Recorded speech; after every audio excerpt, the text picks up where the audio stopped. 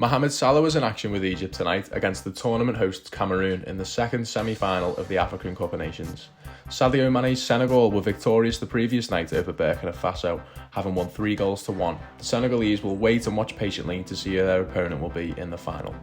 Cameroon went into the game as favourites and the match started that way. Sustained decent pressure on the Egyptians, keeping them penned in their own half of the first third of the match. It's in the woodwork after about 15 minutes. Following this, the game opened up slightly and allowed Egypt to get more of a foothold in the game, but the Cameroonians still remained on top for the majority of the first 45, but still failed to break the deadlock.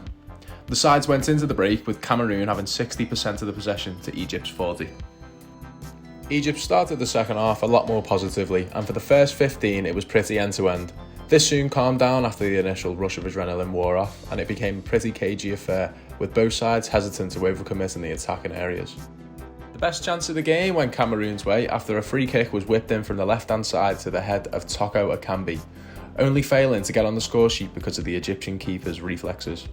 Up until the 90-minute mark, it only seemed inevitable that this match was going to go to extra time, with both sides not creating many chances, and the ones that they did create weren't really troubling the goalkeeper at all.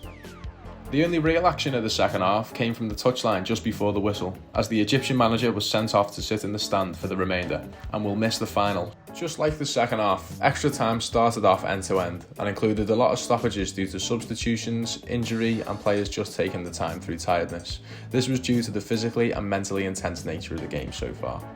Up to this point, Mohamed Salah had a positive game. He looked bright whenever he was on the ball, but ultimately just didn't have the quality around him to bring the best out of him that he's got at Liverpool. Apart from an Egypt counter-attack, the rest of the game went the same way that it was going all the way up to this point, with both sides creating chances but just lacking that cutting edge in front of goal.